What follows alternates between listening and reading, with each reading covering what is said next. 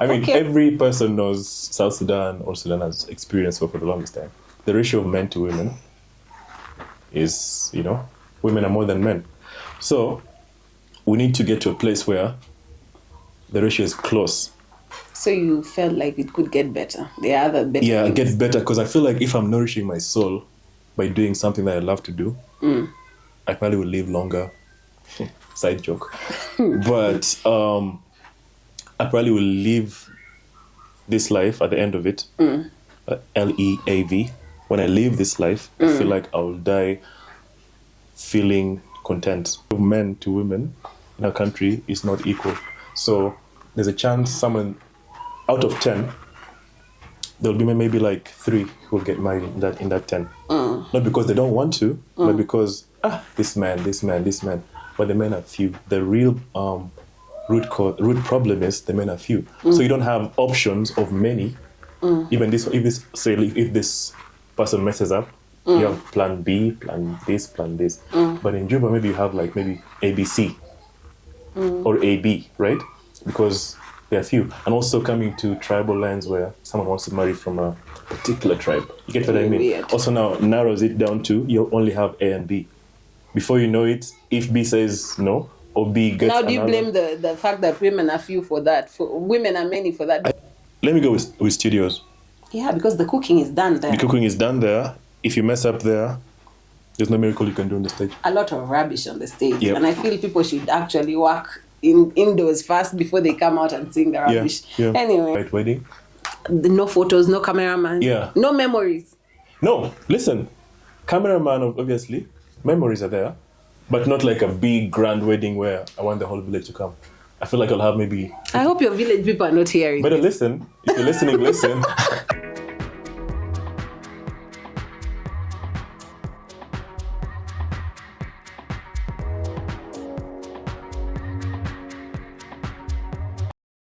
On another episode of the Red Table Podcast, I'm Susanna, and today we have...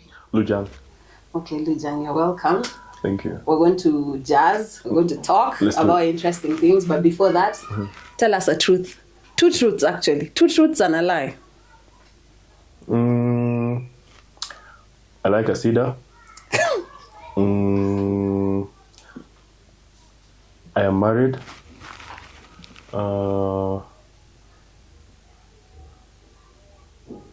My favorite color is blue. Okay, that's a lie. Okay, fine. Why do you like Asida? I thought Kisra is for everybody. Anyway. We're going to play a short game. Okay. I would like to shake this and pick one. Okay. So. Alright. I open? Yeah, you can open. There are 2.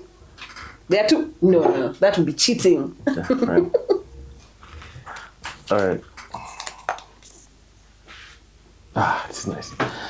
How do you, should I read? Yeah, you can read it out loud. How do you protect your peace in an industry that can be chaotic? Tell us. There's a lot of chaos. People are always beefing. To be honest, I've never had any beef. With who? Why? Okay.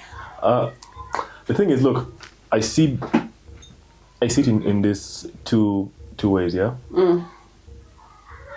For the most part, people use it for publicity, right?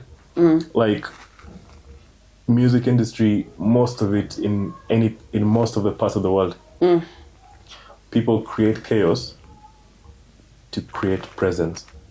You get? Yeah. Most of it. That's how marketing happens when it comes to music industry for the most part.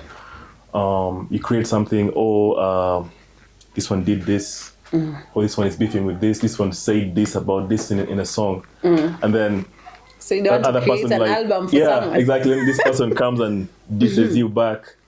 So before you know, it's free publicity. You don't even have to pay for marketing. And then people go watch your song. That's one. Secondly, some are actually real, genuine beef where you had a fight with someone, maybe you went to a club and then someone tried to hit on your girl, kind of thing, or someone, did not respect you or greeted you. And so maybe came with this crew, the crew greeted you, but he didn't greet you. so you feel the type of way. You know, some things are, you know, created, some are just, you know. Okay. Yeah, that's how I see it. How do I maintain my?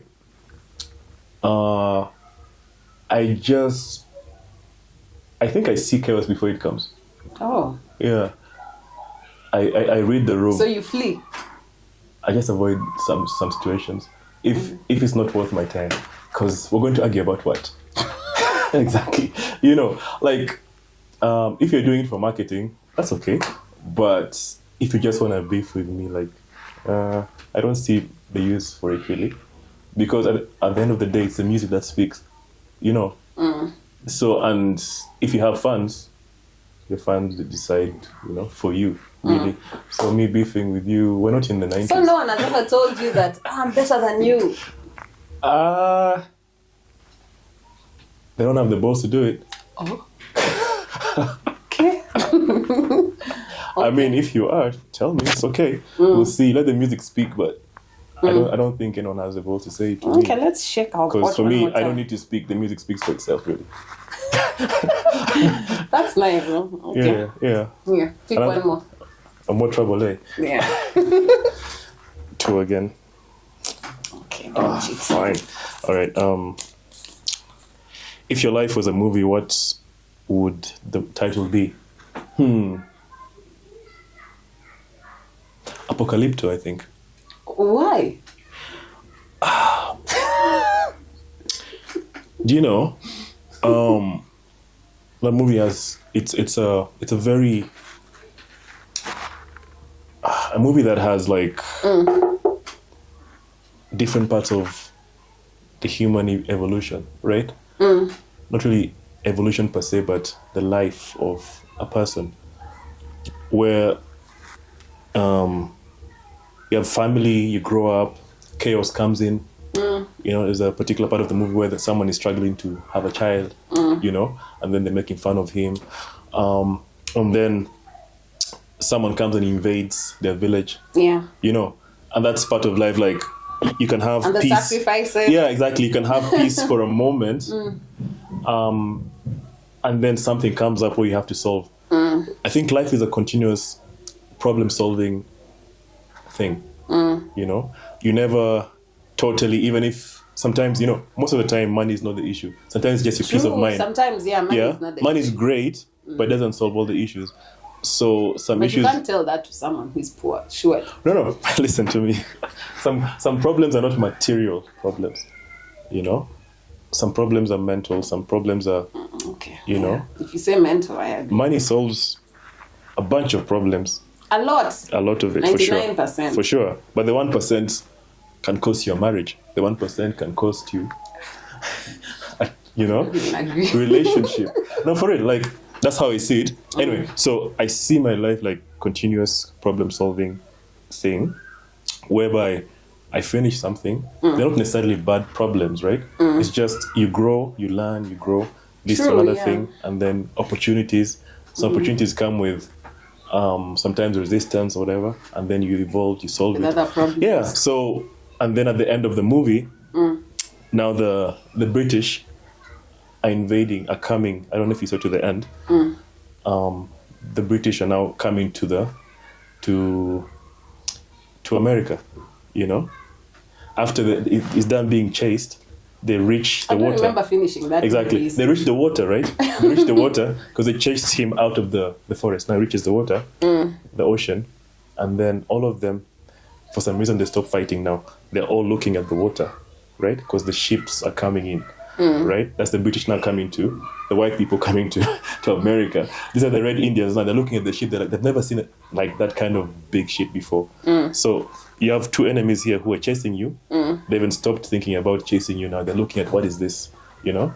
So like, I feel like at the end, there's no, until you die, you know? There's no particular end. Okay. Even when you get to heaven, for sure, I'm sure there'll be things that you're like, what is this? You know? You'll continuous learning. A friend of mine in school used to tell me that in heaven you would just put the stars in the sky, pull the moon up, pull the sun up. Oh, it went to heaven and came back? No, it just... Okay. Yeah. That's how I see it. Okay, let's shake one more. One more. Let me shake it. So you don't cheat. These are too easy, yeah? Yeah, they're too easy. Pick one. Hey, Don't cheat. fine. What is the problem in your field you wish more people were working on? I think I was asked this before sometime. I feel like mentoring is so important. My field, of course, that's music, right? I feel like mentoring is really, really important because people who are like before I am where I am right now, yeah, somebody mentored me, right? So you think the artist should be mentored more? Because music is more than just writing songs. You know, writing songs is And part of beats. it, and beats. There's marketing to it. There is even stage presentation, how you present yourself on the stage, how you connect with the people, how people see you. Because I feel like we need to mentor people more, so that the music is great and the brand is great. You get what I mean? So it's two things. I feel like in my industry, in South Sudan for sure, that can go a long way. Yeah. So that you don't be like, oh, this guy, he can't sing. You get what I mean? We have this a lot, right? He can't sing without the music. Oh? Like he goes on stage and then the music has to like play. You get for what I him to mean? sing. You've had those scenarios before where like I've not attended concerts, so it's okay. Where like South Sudan. the music has to like accompany him for him to sing. You get what I mean? Oh. So like there are things where like we need to evolve so that we can actually are real musicians. We're not just lip. do you listen to other artists like Ugandan, Yeah, I do. Kenyan, Yeah, I do. Nigerian, South African? Of course I do. Okay. I do. So Very much. this is a rapid fire. Thames or Ira Star? Musically or fashion? Musically, we're talking about music. Why do you want to pick fashion right now?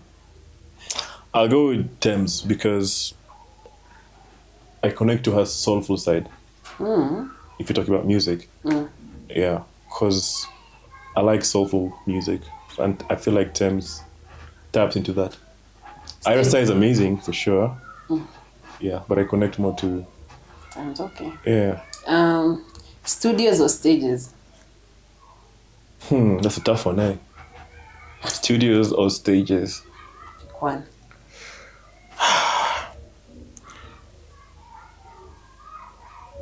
Let me go with studios.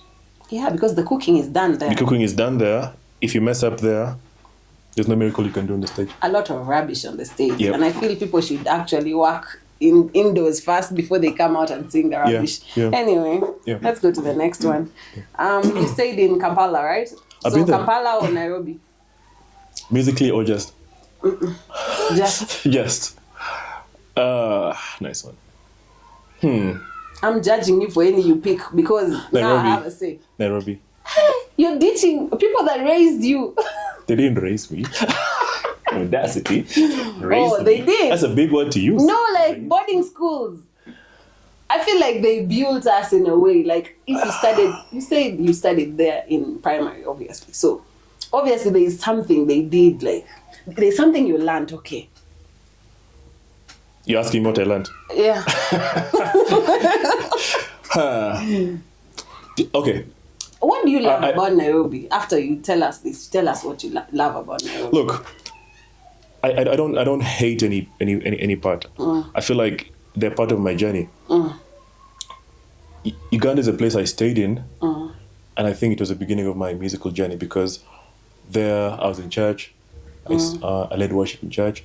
I got also connections to some industry people, but I feel like Your roots. yes, but I think Kenya redefined who I am because Kenya is not as an easy place to actually evolve musically speaking.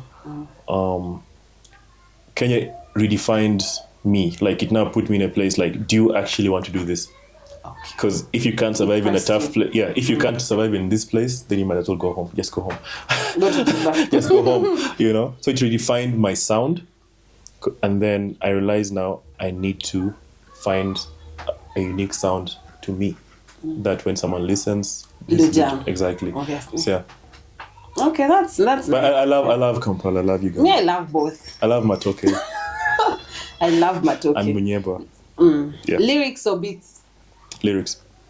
That's interesting because I feel like some people neglect the lyrics, but they just sing anything as long as the beat is there. Do. The beat, look, let me put it this, the beat carries the music. To a point, I can start listening, maybe like for some seconds. I like the beat. Then okay, but the lyrics is actually very profound to say, haha. So the beat carries the music, right? But the lyrics now sustains how far you can listen to the song. Yeah? You get what I mean? Because now, what is he actually saying? Yeah, because if he's saying, go shit on yourself, then we're like, stop it, you know? Okay, so we're done with the rapid fire. Yeah. Tell us, what's your take on arranged marriages? Arranged marriages? I feel like they're good. No, is yours arranged marriage before we go there? But I'm not married. I thought you said you were. Oh, it was a lie. Oh, God. Okay, I dug the pit and jumped in it. Okay. Listen. Arranged marriages, I feel like they'd work for such a time as this. Yeah. Listen. Why I would like arranged marriages for a time like this, because for everyone, not only for the men. Yes. All of us. For ladies, for guys, all alike. Because look, I feel like we're in a time where we feel like we have so much time. Like, yes, of course we do. Listen. When someone says marriage, they're like, yo, what's that? Is that English? You know, have you seen the price of Pampers? Listen, exactly. You're speaking exactly what I want to say. It's because when something is arranged, or back then when things were arranged, like it's sorted, it's arranged. You're marrying this person, right? Bride price is sorted, is arranged. You just meet this person, you start living together, you marry them, right? And your parents are involved, right? Your parents are involved. And the economy back then did not depict on marriage as much, yeah? Nowadays, because of social media, I feel like social media plays a big role because we see flashy things, flashy marriages, flashy things. Oh, you don't want your wedding to be flashy? I don't think I would do a flashy wedding. I feel like I'll just do an intimate, quiet wedding. No photos, no cameraman. Yeah. No memories. No, listen. Cameraman, obviously. Memories are there. But not like a big, grand wedding where I want the whole village to come. I feel like I'll have maybe... I hope your village people are not hearing. Better listen. If you're listening, listen. I'll have like maybe 50 people. Betraying them. I'm not afraid to say it. No, for real. Because marriage is not supposed to be... the wedding is the function, right? The marriage is the work. So you're celebrating what? The marriage is... If it's going to last, I'm have to work on the marriage. So I feel like we can do another one after like maybe say 5 years. And then like, whoa, we made it 5 years now. Okay. But I feel like people should not glamorize the wedding. You're saying they should focus on the work of the anniversaries, how far you've come. Exactly. Yeah. Okay. I feel like people should... I see where you're going, but I still don't like the idea of arranged marriages anyway. Arranged marriages make you marry quick. And who wants to go quick like... If it's not arranged, nobody's going to marry in this life. I can talk to you after 5 years, you'll still be here. Life is good. I swear I would be happy. Just now I would be living my life. Exactly. And I won't be surprised. Yeah, don't be. Yeah. Anyway, I don't really agree on arranged marriages. I feel like they'd work. I feel like people should pick let me say this before the next question. Where are you seeing the ratio, our population in Juba, wherever maybe a small radius of a city, such a small city, right? We need people to start producing. Who will feed them? Have you seen the economy? Listen. People need to fill the city. You know, We know everyone knows everyone. You know, being focusing on the wrong things. If honestly. everyone knows Why? everyone in the city, Marriage. look, listen. If everyone knows everyone in Juba, then which means there's a problem. Which means we're very few. We need to, I don't know, reproduce. You know, I'm shocked because there are families with 7 wives and kids that are over 10, and you're here saying they're not producing. No, listen. Listen. That's happening for sure. But you know, the war affected us in so many ways. Even the ratio of men to women are more. Listen, I'm going somewhere. I feel like that's just another excuse. I'm not going to stay with you. Stay with me now. Look, most of the men were killed in the war, right? I'm not saying women were not in the war. They were there, but there were not as many as the men, right? Most of the men were killed in the war, in the front lines. It affected the ratio, right, of men. I'm speaking for South Sudan, how I see things. Because you're in the war. My point of view. Because you're in the war. This is what I know, right? Yeah. I mean, every person knows South Sudan or Sudan has experienced war for the longest time. The ratio of men to women is, women are more than men. So we need to get to a place where the ratio is close, so that I don't marry you, and then later, there's some cultures in South Sudan where like, oh, please, marry another one. Because the women are few. Sorry, the men are few, the women are many. And there's a chance that in our country, most women will be unmarried. Not because, listen, stay with me now. 5 years from now. Stay with me. Not because they don't want to get married. It's because the men are few. You're trying to... People who are going to watch this, they will be on my side, I'm very sure. Let them be, I don't mind. I can stand alone. Because also it affects, listen, even relationships, say, back home, you find out that... Are there relationships? I feel like people are just bills, working. There's no time to sit down and focus. This is my partner. Have you seen Juba people partying at night? Yeah, no. Maybe just drinking, just pouring. And I see they don't really get drunk like that. They just pour. Here in Kenya, you see someone actually getting drunk. No, but there they pour. I'm like... No, what I'm saying is the ratio of men to women in our country is not equal. So there's a chance someone out of 10, there'll be maybe like 3 who will get married in that 10. Not because they don't want to, but because, this man. But the men are few. The real root problem is the men are few. So you don't have options of many. Even if this person messes up, you have plan B, plan this. But in Juba, maybe you have like maybe ABC or AB, right? Because there are few. And also coming to tribal lands where someone wants to marry from a particular tribe. You get what I mean? Weird. Also now narrows it down to you only have A and B. Before you know it, if B says no, or B gets now do you blame the fact that women are few for that? Women are many for that? I don't blame women. First listen, you said that men are few. Yes. And now you found out that some tribes are like, oh, don't marry from here. No, generally. Is it a problem? I'm not backtracking from what I said. Men are actually less than women. That's true. But now, to make it worse, I see them everywhere. That's the problem.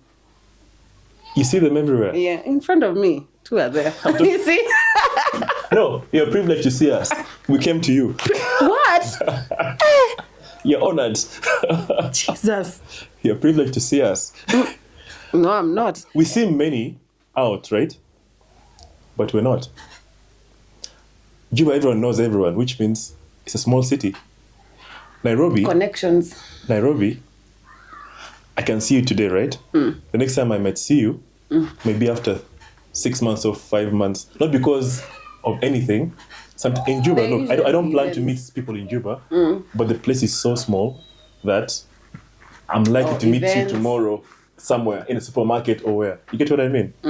Yeah. So here I can see you the next time, maybe in 6 months' time. Not because but just it's a big city. The first thing you said that actually made me think there's something is wrong with this guy is when he said Aseda is his favorite food. What? That's when I knew. Listen, we are not that was an error. Take it back.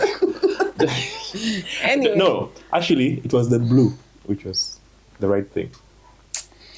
Anyway. I don't like Asida. Okay. Yeah. I dug my pit and I jumped in it. Let's shake a bit and pick.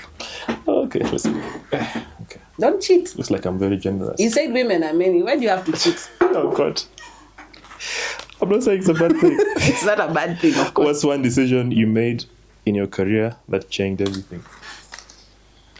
I like that. I like this question. Deciding to focus on, because when I started, I was like, if this thing fails, let me get a plan B real quick. I'm not saying I am exactly where I want to be right now, but you're somewhere. I am somewhere, and I'm grateful. And it was sacrifices where I had to choose between, do I want to do a 9 to 5, then do music when there is time, or when I feel like I have a free time. I was treating music like a hobby for the most part of my life. I wish I actually did the adjustments earlier. So for the most part, music was a side hustle, a hobby, not even a side, it was a hobby, you know? So to answer this question, when I now took music more seriously, also the fruits were more. You had gigs and... Yeah. No, I had gigs even before when I wasn't taking it seriously, because guys would see the talent and be like, oh my God, we're coming. Before the music, what were you doing? The 9 to 5? The boring thing you were doing? What was that? I have a degree in journalism and communication. That's nice. Which, after thorough consultation with myself, I realized... You sat down and had a meeting. I had a meeting. With Lujang Denyangos. I don't actually, the turning point began when I was doing my internship. I was doing my internship, and you know how interns, you're supposed to show up at like 6 or 5 in the morning. You like work for the people in a way. Corporate slave. Yeah, exactly. Show up early, arrange things, whatever. Then I did that for a few months. Then I realized I deserve better. Okay. Yeah. I'm not against any career no one does, but I realized there's essence. There's more that I can do, that I can give. There's more that God has put in me that I can give to the world, you know. And that was troubling to me. I was like, I can't see myself being confined to a 9 to 5. Not because there's something wrong with it, but something wrong with me being in a space where I feel like I have more to give. So you felt like it could get better. There are other better things. Get better, because I feel like if I'm nourishing my soul by doing something that I love to do, I probably will live longer. Side joke. But I probably will live this life at the end of it, LEAV. When I live this life, I feel like I will die feeling content and a sense of accomplishment. I left a mark behind. And the only way I would have left a mark is by doing something I love to do. Oh, that's really nice. I know, I'm not being profound. I know it's deep. Anyway, one more, then we go back to our marriages and all that. Don't cheat. It's the last one, right? No, we have 2 more for the last. You cheat. I didn't open it. Okay. What's a childhood memory that shaped your artistic voice? Who put these questions? Me. I did. They're very thought through, very psychological. What's the childhood memory that shaped your artistic voice? I love this question. I don't know why.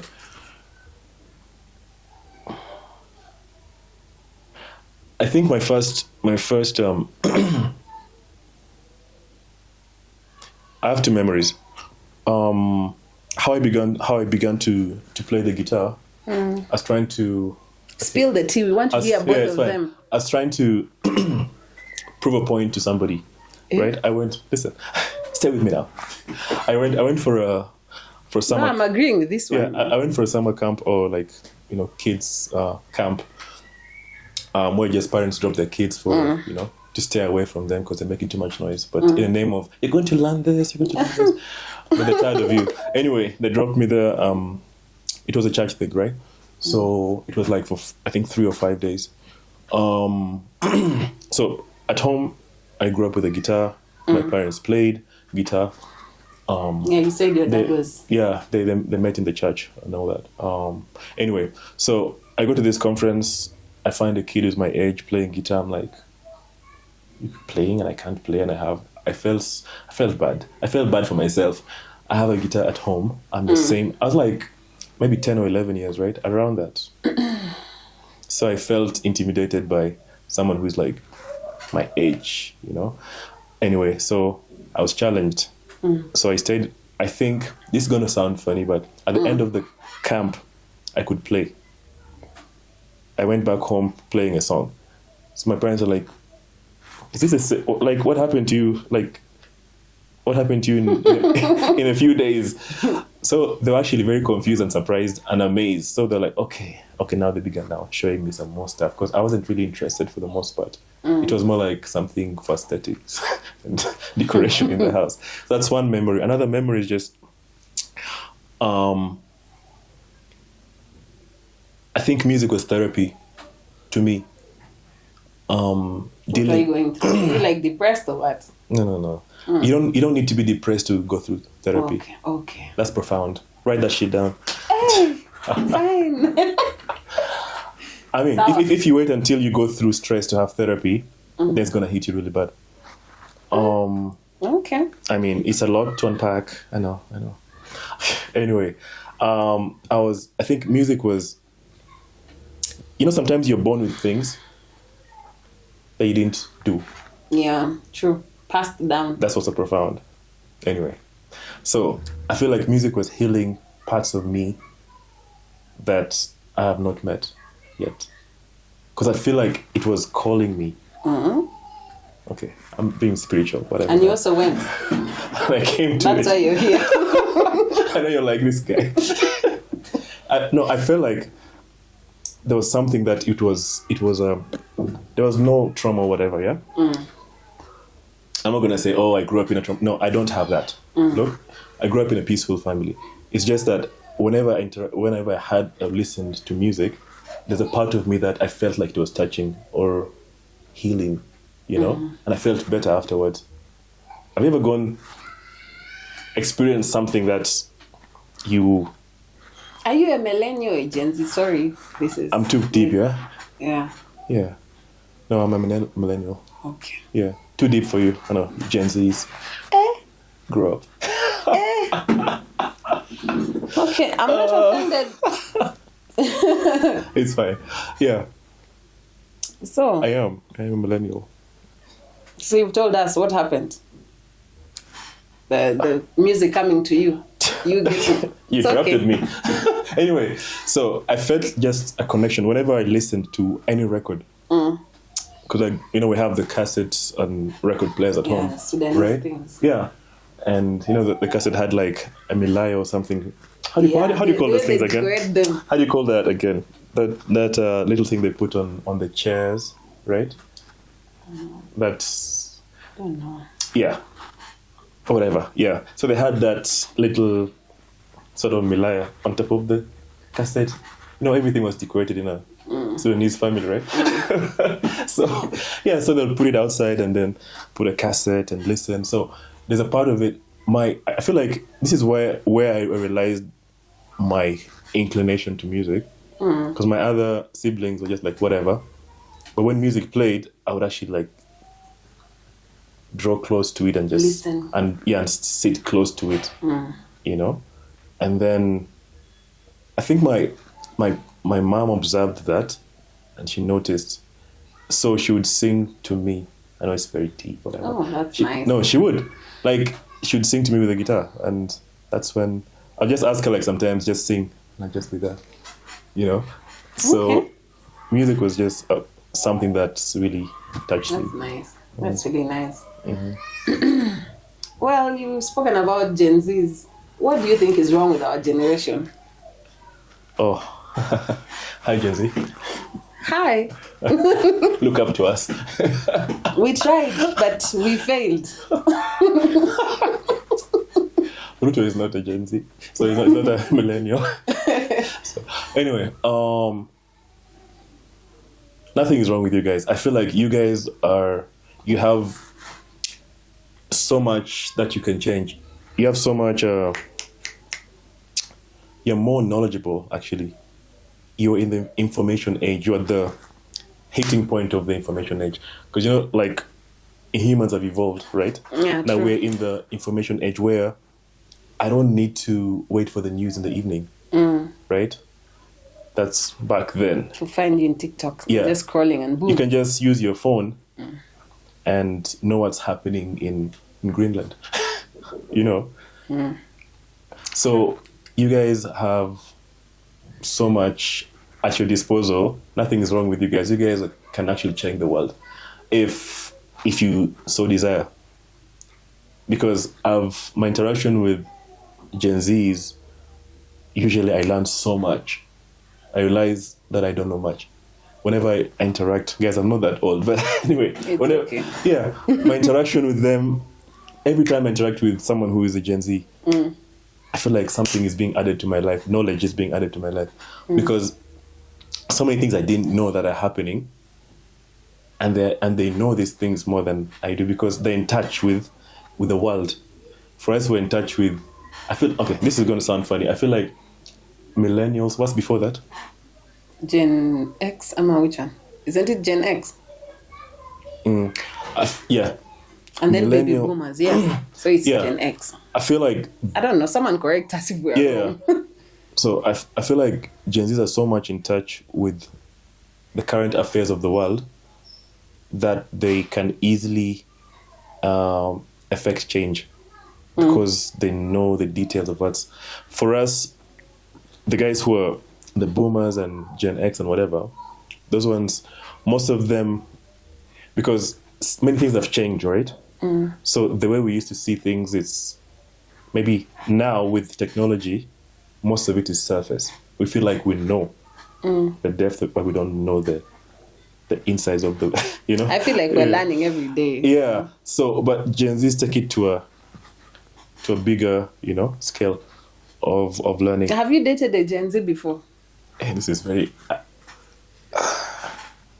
I'm just asking. Wait. When did Gen Z start? Sorry, the year. 2000, right?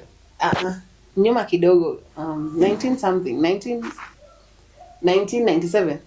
Yeah, I have. Okay. Yeah. How was it? And compare with the millennium. Tell us. I mean, I have dated Gen Z before. Compare. What? I thought we were just going to freestyle. What's the question again? What's the difference? Yeah, what's the difference? What have you experienced with dating Gen Zs? Because most of the people I've spoken to who are millennials, friends, are like, we are headache. No. We are problem. No. Look, listen. Gen Zs are great. And you've been saying nice things about us, so I wanted to also know. Gen Zs are great because I feel like Gen Zs say things as they are. No sugarcoating. I feel like they say things. If they sugarcoat, maybe they just want something particularly from you. And then if they're done with it, they go, right?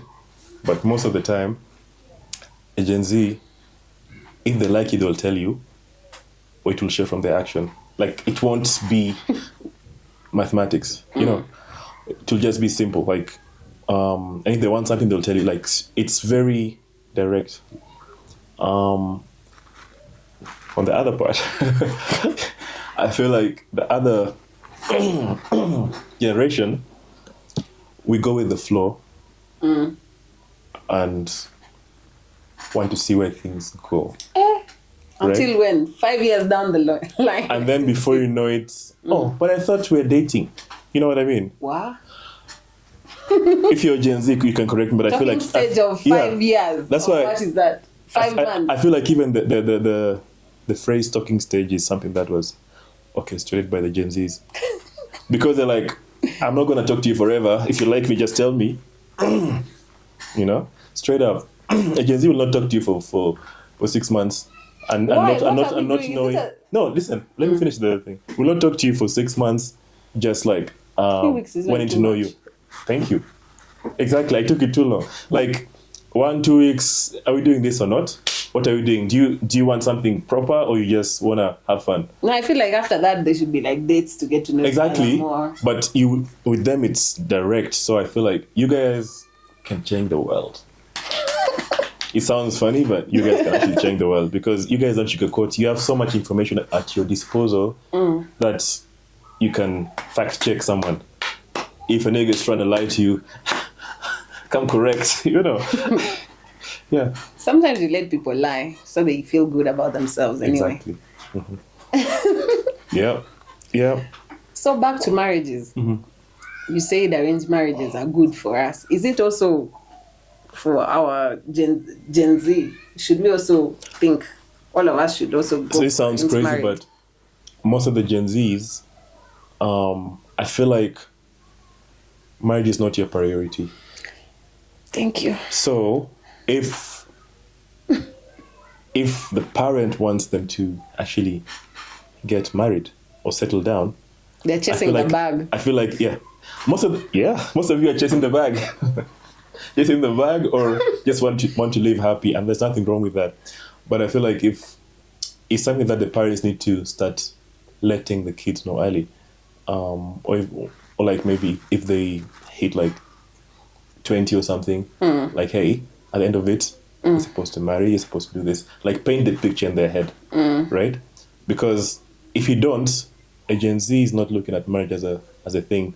They want the bag and travel and go to Dubai and just roam the globe, right? Nothing wrong with that. But if we're supposed to sustain human race, I'm going to sound stupid, we need to reproduce. And for that to happen, I think with the Gen Z generation, it's going to be like, oops. Too many oops. Too many oopses. That's how it's going to happen because marriage is not your priority. So we need oopses for you guys. Oh, God. Apart from my family, no oopses for me. Oh, No oopses arranged marriage. Arranged. It can be arranged or it can be even like fall in love, guys. You know? Yeah, I think falling in love is better. No, this question came because most Gen Z are not looking to fall in love like that.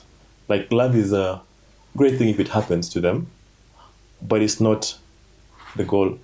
No, sometimes you even forget. You're like, oh, Yeah. I've forgotten to respond to a message. I'm in a relationship. Exactly. You forget it. You forget.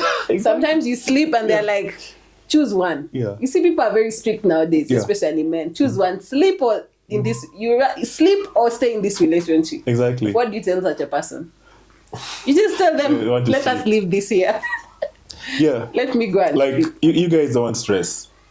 Yeah. Like if someone wants to go, it's okay. And I think it's something I'm also learning from, in relationships. Like stresses shouldn't be the most of your life. Imagine being stressed for even 1 year is too long. Yeah. No. Imagine you can age in 6 months. Hey, be careful who you date. Very true. Yeah. So if something is not working, it's fine. It's fine, even if I love the person, even if you love them, it's fine. Just my mom tells me this, She says it's like a proverb. I like your mother already, imagine. Yeah, she says this just to remind me that I am my own happiness.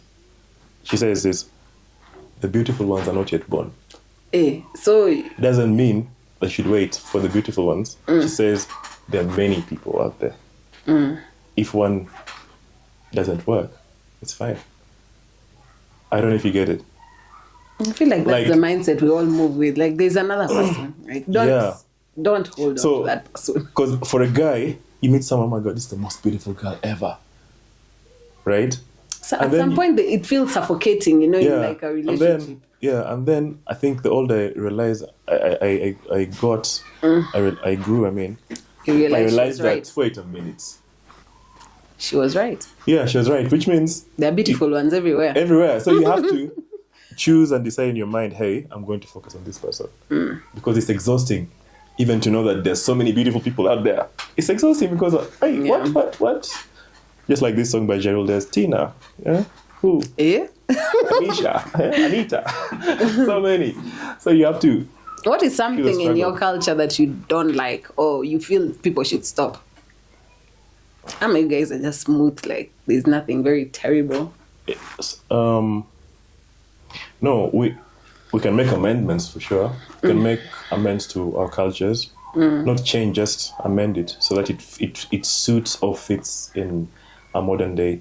Because the modern society, even in South Sudan... Yeah, I know it cannot be changed like completely. Yeah. If it's changed, it's going to be gradual. Yeah, really, look, really slow. Our modern society, even in South Sudan, what we struggle with, because most of the modern-minded people now are like, nah, this is not for me. Too much pressure. I only want one man. Before, a lady can stay in a situation and be the 5th, 6th, 7th wife, right? And be okay with it because it's culture. Yeah. And it's fine. And love was not priority. Right now, most of, at least in my generation... Children were like a priority for them, as long as they are... Yeah, that's why I was having a conversation with somebody. We'll talk about it after. Children. So, all right, no worries. Yeah. So, like, before, they'll say, for us, we marry to procreate, right? That's the primary, and I believe so, because, look, the Bible says, you'll feel the earth. Love, in the beginning, if I'm wrong, correct me, but the emphasis that God gave to Adam and Eve was procreation, not falling in love. I know. Okay. God did not say... I'm just surprised because No, it's true. I was follling Adam then and Eve. Yeah. So, okay. I mean, you're in Dexter. It's a Christian place. university, you should know. Anyway, like... Use that against me. So Adam and Eve didn't meet in the context of, say, they fell in love, went on dates and stuff like that. Yeah? If you translate it, it was more like... But that was a long time ago. Lonely. It was the beginning. What I'm trying to say is reproduction or procreation is a primary reason for marriage or union. When you have sex, right? Yeah. You're having it nowadays is for fun, right? But the primary reason is for procreation.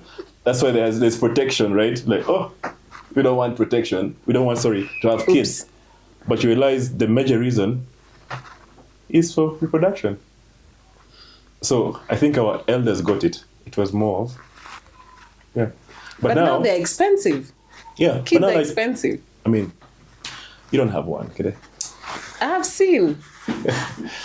Anyway. They're really expensive to take care of. Yeah. So if someone in this context is in any modern day sort of relationship and they're the 5th, 6th, 7th or whatever wife, they're there for their own. I feel like they're there for their own. Lujang. Yeah. That's okay. That's fine. My issue is they treat having children as like a goal. Like, I'll marry, I'll get this job, I'll work hard, like, yet it's like a life decision. You sit down with your partner and you're like, now we're going to have kids, we've saved enough money. Because having children is something serious. You have to make sure these kids go to school. Pampers is expensive, I already told you. A lot of things are expensive right now in this economy. I feel like they should sit down and discuss before. Do you discuss with your man when things are... You don't discuss. Some things happen. You'll be surprised. I'm speaking about now the people who are like married and stuff like that. You are married, yes, you're expected to have children, but now you can't just boom. Obviously, the man maybe has worked and the woman has worked and they have gathered and they're like, now we have these coins, we're going to use them to take care of these kids. But now in the villages, it feels like having children. Now you, like, who's going to take care of them in this economy? Okay. And they rely so much on uncles. Like, now Uncle Lujang will take care of... No, look, let me put this. I don't disagree or agree with it. I'm neutral on that point. Because, you know Obama, right? Barack. He's a product of polygamy, right? That's not, his mother is not the first wife, right? He was conceived when his father went for further studies in the US. He has several other brothers. So sometimes in all the having many kids, there's one who's going to change the whole family. Oh, so you feel they should just pop till one is like, I'm the president, or what? If you can handle it, please, you can do so. It's fine. But if you can't, also know what you can, what can work for you. Because I feel like as much as it feels like too many kids, if you can take care of them, Father Abraham, we're here because of him. Taking care of them is not a problem. You see, I don't have a problem with that, but just giving money is not enough. Right now, in this era, is not enough for like children. You have to be a present parent. And I feel like people are too busy, and I even don't blame them. You're too busy. I feel like there's a lot. You have to give in a lot to have children. You have to give, because these are the people you're going to raise, and they're also going to help take care of you after when they've grown. So I feel like they should be more cautious. No, you're right. I mean, you're taking care of, because there are so many people who grow up and they're like, so and so didn't even help me with this. When I needed this, they didn't help me. They saw my parents suffer. They didn't do anything. There's that. You see? There is that. I have no particular straight answer for that, but yes, you're right. Every child needs that attention from the parent, but doesn't mean also attention is gonna save you. I didn't say it's going to save you. It's going to. Yeah. There are some things where you have to like put in a child. Yeah. You give that child. You're participating in their life, like in raising them. I mean, true. You're right. There is a way it's going to change that. There's going to be a difference from that child and then the other child that is raised without anybody. And there's a different kind of confidence that is in that child that is going to help them through their life. Yeah. You see? You're right. So I feel like this thing of just popping kids everywhere is not helpful. You're right. In this economy. Pana. No. No, you're right. Yeah. Okay, arranged marriages. Tell me more. Why do you... I am still confused why you think that is like the best way to go in this generation with people who are big-headed and very stubborn. In order for this generation to actually have, let me speak very scientific, offspring and give rise to the Gen Z. I feel like, because Gen Z's my views. Alphas. Alpha is after Gen Z, right? Gen Z's, I feel like now the alphas are learning from Gen Z. Not everything, but most of the things. And Gen Z's are not trying to settle down. Most of them. I'm not saying all, but most of them, marriage is not the top of the list, right? Yeah. I remember someone was telling me in their generation, they tell you, like, they plan your life for you. It's not a bad thing, because I brought you to the world, right? No, it's a bad thing. Listen. They plan your life for you in a sense. You study, you finish, you get a job, you marry. That's something that's painted in your mind. So you know for sure, after I finish my studies, I get a good job, I marry someone. Like, that was the cycle of life. Because at the end of it, if you didn't need a job, if money was in plenty... You have love songs, right?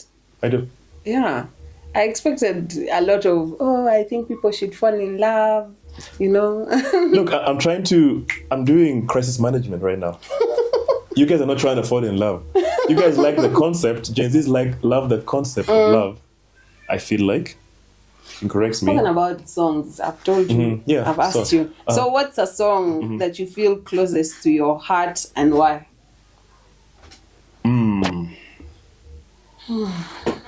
A love song. Oh, it's a love song. No, you ask, is a love any song? It can also be a love song. Closest to my heart.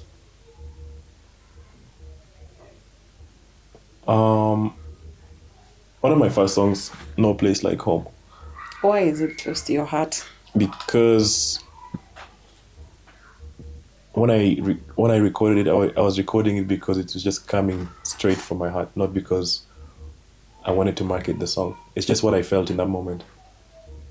So, my first time to go to South Sudan, experiencing love, experiencing culture.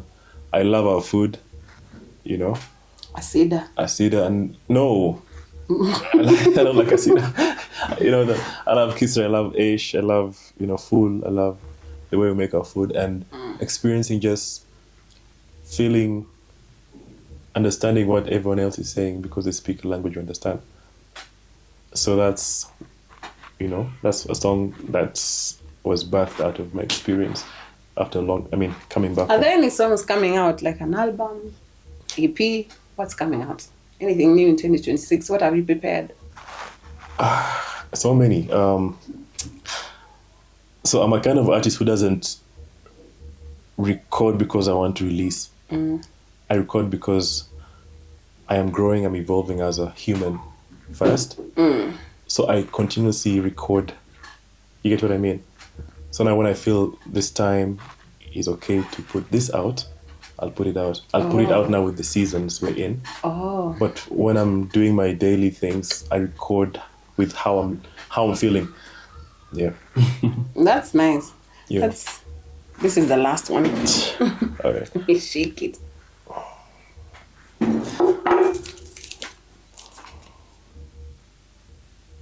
What is something fans will be surprised to know about you?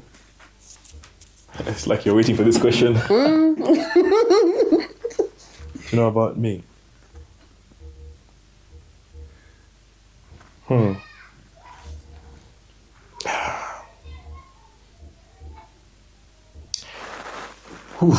Fans to know about me. That will be surprised.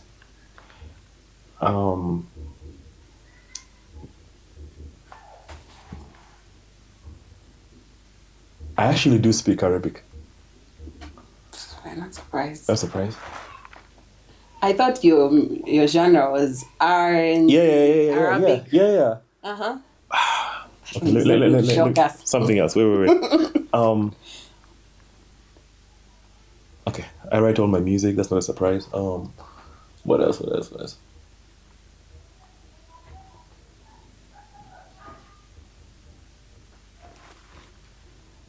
I'm an introvert.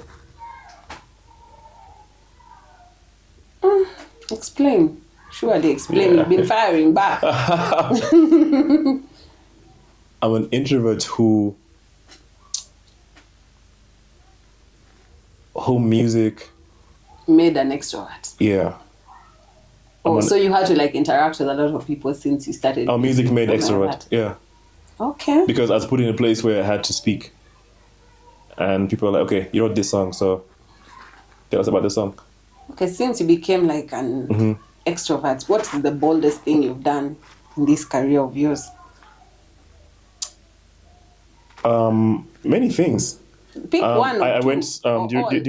during a concert. I went to the audience, picked the lady, brought her to the front to dance with me. Okay. And it wasn't scripted. She came and danced with me. Yeah. Okay. No comment. Shout out to Nyawich. Beautiful lady. Okay. Yeah. Let's pick one more.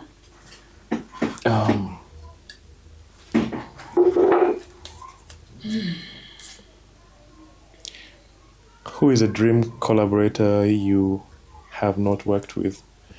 Where? South Sudan. You listen to Ugandan music. I think the Ugandan artists and Kenyan artists that you'd like to collaborate with.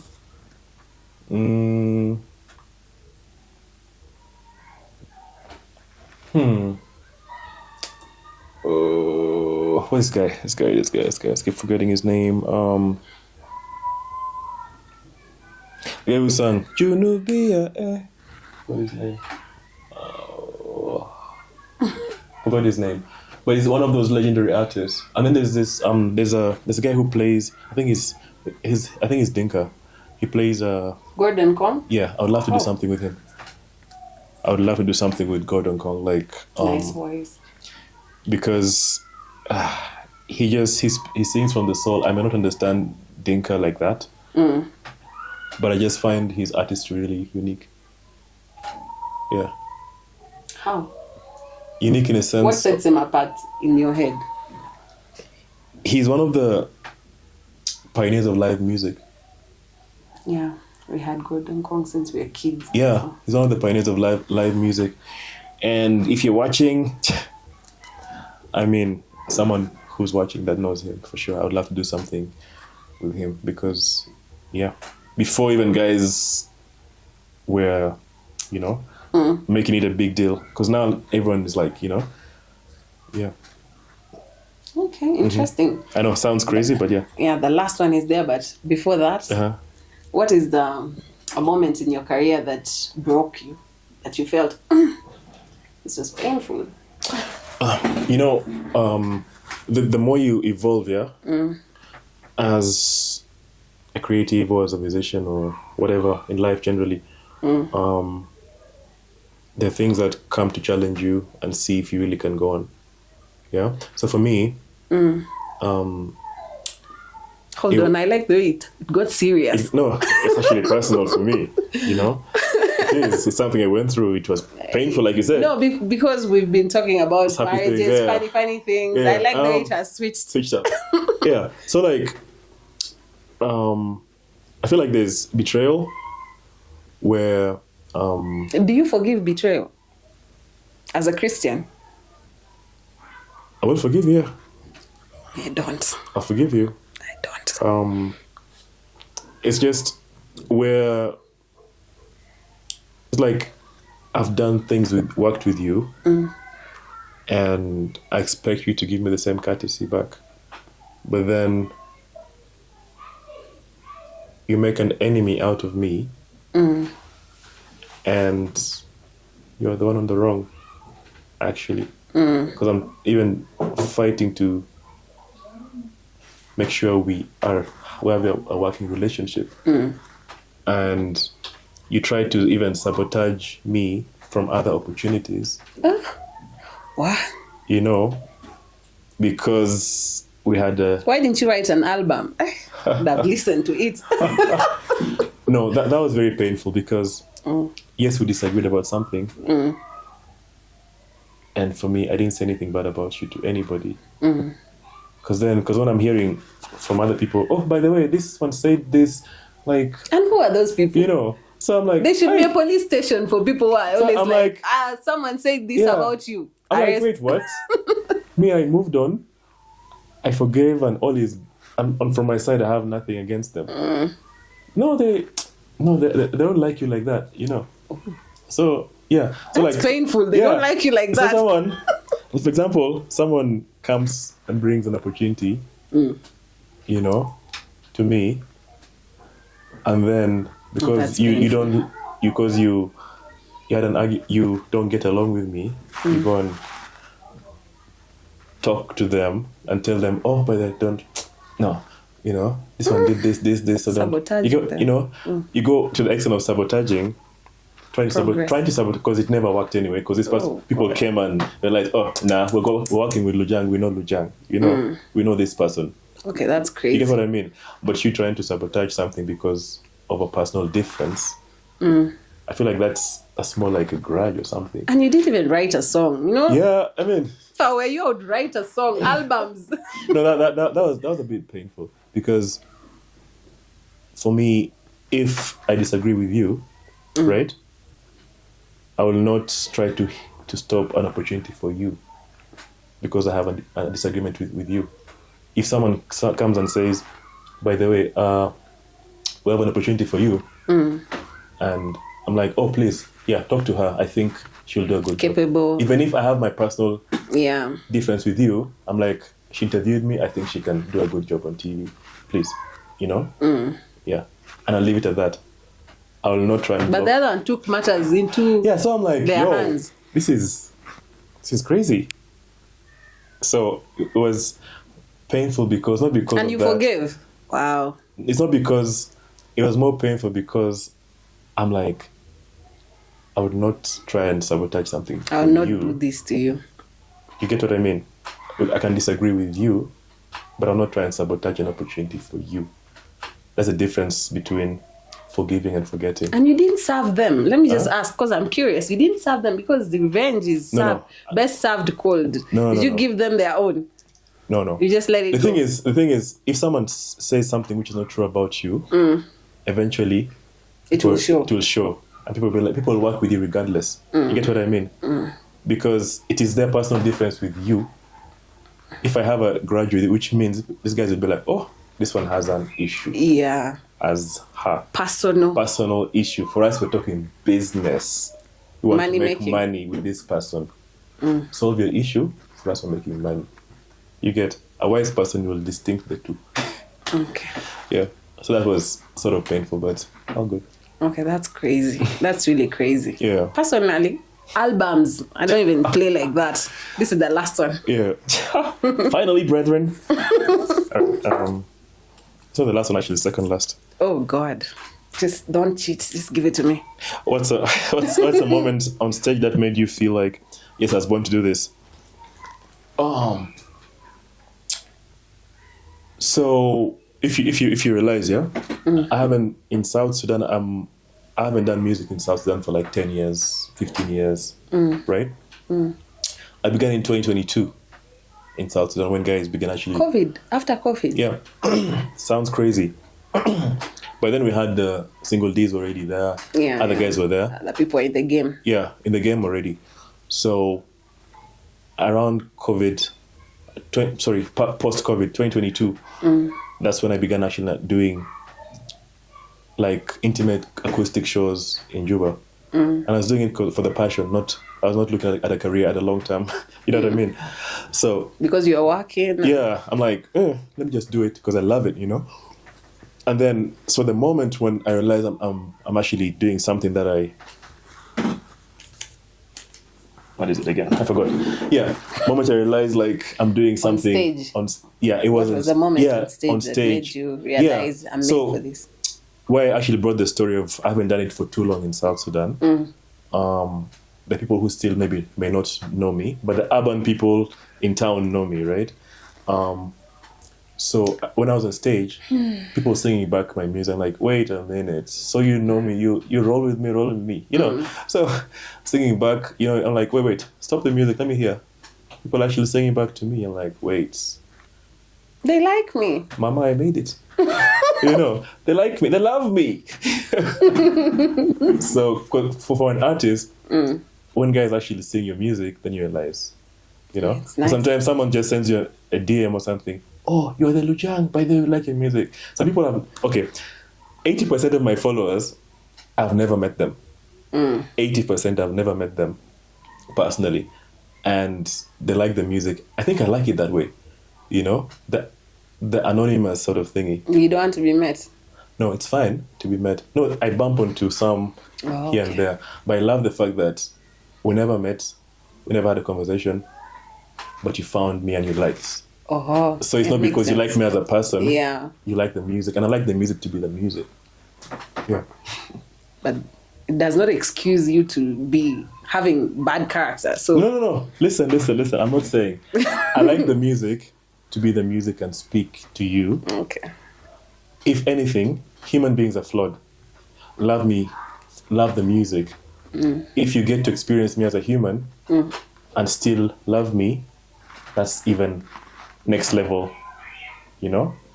But, you know, most people, when you idolize somebody... Oh, yeah, they put them on a pedestal and then after... I feel like that's a bad thing. That's the thing. That's why I'm like, let the music be the music and love the music. Let it speak to you, you know?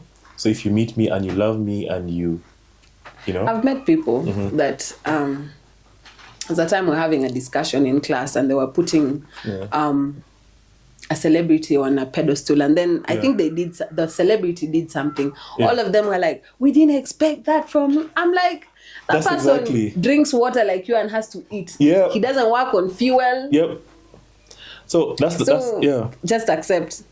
So like, that's why I'm like, just I realize I'm someone who likes to interact with my audience. Like, even I can go on stage, sing, whatever. You know, I sometimes will go give high fives and to my friends on stage. Sorry, on the crowd. You know, I love that. And sometimes people are like, bro, just be there on stage, don't you know? But I love the human reaction, right?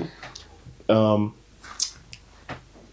moment that people realize human beings are, there's no one who is superhuman. Above anyone, yeah. Some are just talented more than other people in Some different have things. Audacity. You know, exactly. So doesn't mean you can't do something wrong. You know, so once you separate R. Kelly, right? Listen, what I'm saying is He's in prison, right? he's in prison. Listen, there are people. What I'm trying to say is the people who still listen to R. Kelly's music. Yeah, his songs are nice. Because they like the music. But the human being. But the human being is different. So I feel like now, people are now realizing, wait a minute, we have to separate the human from the music because we love the music, right? It's a tough lesson to learn. You get what I mean? Yeah. So if you met the person through the music, stick to the music. If an opportunity arises and you meet the person, and you love them and you enjoy their company, that's a blessing, right? Yeah. Because we have some Junubian artists, right, who get into some issues, right? And then some do some nasty things, right? And then people are like, oh my God, I didn't expect. Things. I didn't see the nasty things yet. Yeah, you haven't seen... Anyway, I'm not going to say because... But there's some nasty things. You spill the tea after. Yeah, there's some things that on you can see them online or whatever. Some things that happen, and then people are like, "Oh my God, I didn't expect." Oh my God, but you enjoyed the music. Stick to that shit. Don't. Yeah. So I think people need to separate the two things. Okay. It's better because up until now, people still listen to Michael Jackson. Some guys are like, oh, he was a pedophile, right? That's some people's view of him, right? But when he was teaching you how to backslide and, do all these Moonwalk things, and all that, you're fucking with him, right? Okay. So stick to the things that made you love somebody. Stick to that. It's good for your mental health. Because if you try to now analyze, oh, he was this, he was this, he was this, then people make mistakes. Then you forget about yourself, who is probably an adulterous human, or you forget your sins. And no one is judging you, just because. Actually, I love this. All just right. because now people would not have known me if it wasn't for music. I feel like maybe guys would have known me because I do some modeling here and there, right? Maybe it would have stuck to that. But I feel like the music now put me on a pedestal now, right? So what I'm trying to say is we're all the same, regardless of what you're doing. It's just that opportunities tend to put you out there in the limelight. But at the core, we're all humans. So it doesn't, just because now I'm out there doesn't make me any better than you. Okay. And I'm mostly known in Africa at the moment. Okay. You get what I mean? So, come on. Let's go with the last one. I won't even take it.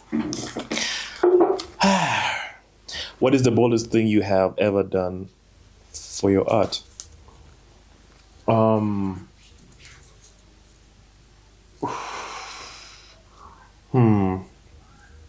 I think I asked that and then you didn't. Yeah. There's a time, man. Yeah, there's a time I wanted to go for travel for a concert. I didn't have a ticket. Plane ticket? Of course. Yeah, I was like, oh my God. Once it was your concert? My concert. Oh. Right? My concert, some time back. I was like, my concert is happening. I need a plane ticket. Here or in Juba? I think it was... I didn't even ask. Have you had concerts in Kenya? Yes, I have. Okay. Yes, I have.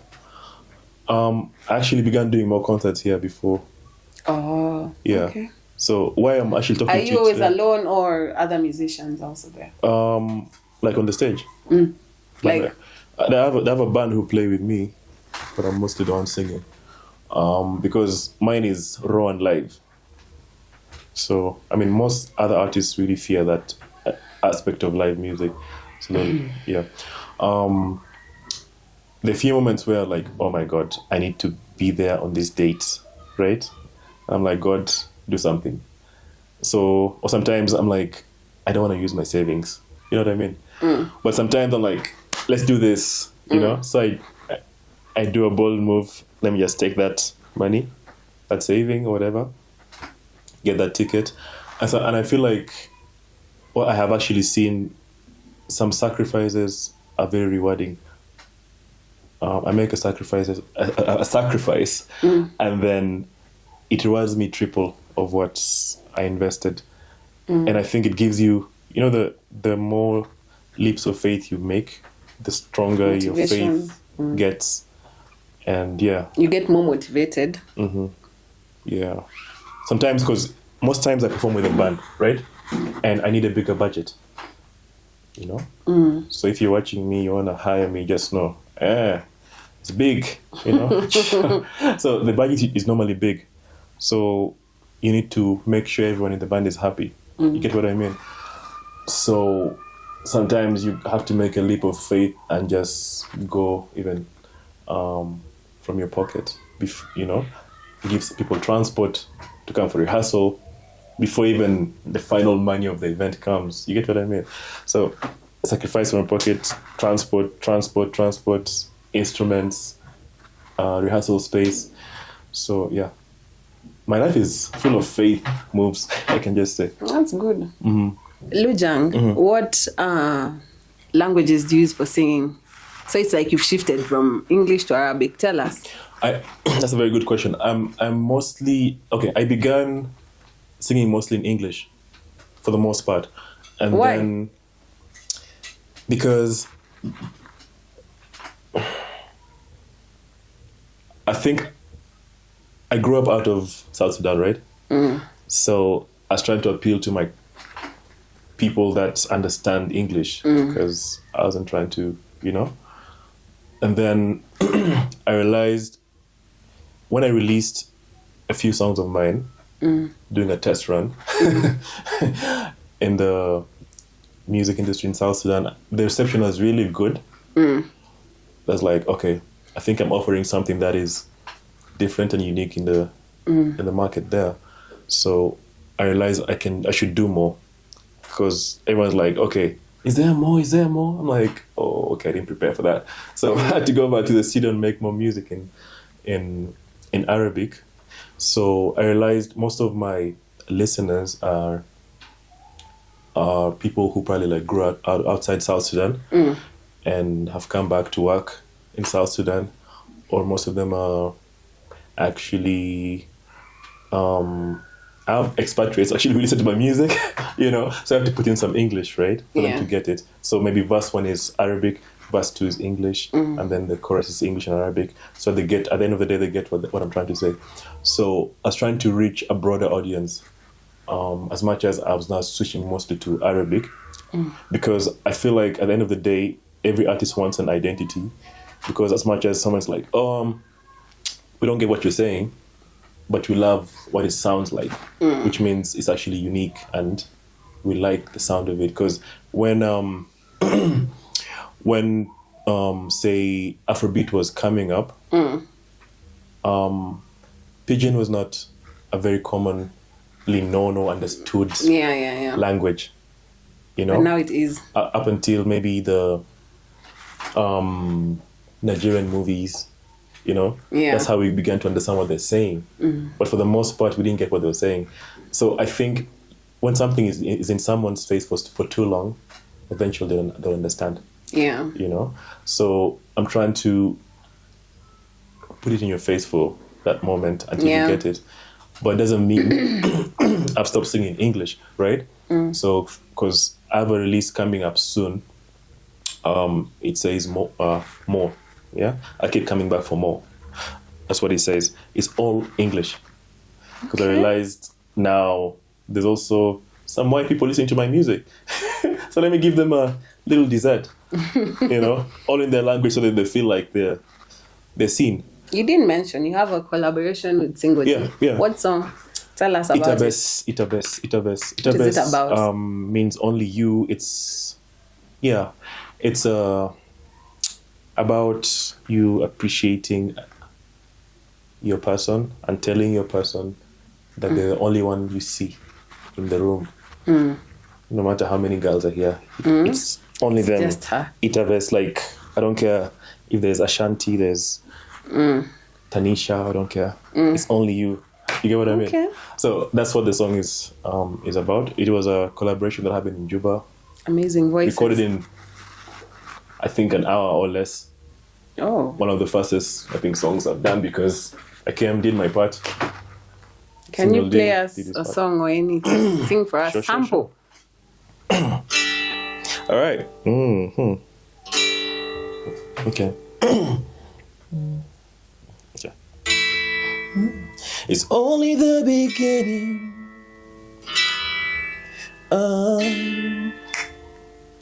But you got my heart beating.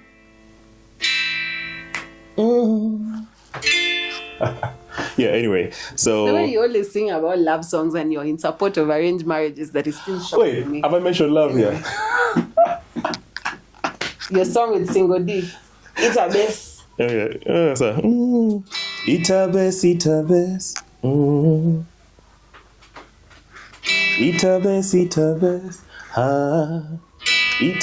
Itabes. Anyway. That's nice. Okay. I think about love, but arranged marriage. Marriage is essential. So what's your advice to young artists? The ones that are coming up? Hey, this is usually a tough one, eh? Because everyone has their journey, bro. Hey, everybody has their journey. Someone can get successful like tomorrow or today. They're going viral. Yeah, TikTok. viral. Like, and you're like, you can't really compare people's stories, man. Regardless of your career, even if it's not music, like someone can just go viral and life change. Halas, What I can say is, as long as you believe in what you're doing, keep doing it. There's no formula. When a time where the formulas are not working anymore, there's no formula to success anymore. True. Do your thing. If you like arranged marriage, you don't like arranged marriage. Oh God! Give us your social media handles. Success comes as you are, man. Work hard for sure, but there's no formula. I believe when a time where formulas they work, but you need networks. Okay, share with us your social media handles so that your fans. Lujang, I'm very sure if you type Lujang, it will be the first to pop on your search thingy. So I'm very sure, I can guarantee. Try it. Okay. All right. It's really nice having you here today. Thank you for having me. Very crazy conversations. Especially your opinions, but it's okay. We'll discuss after. There are a lot of things I don't agree with. Well, thank you for being here and sharing your deep, I can't even explain. There's a point where you are like, this is too deep, I feel like it's really nice. Thank you for sharing that, your personal life. It's amazing. And we hope to see you next time on the Red Table Podcast. Thank you so much. It's been an honor. Been an honor. Guys, like, share, subscribe, and comment. Thank you.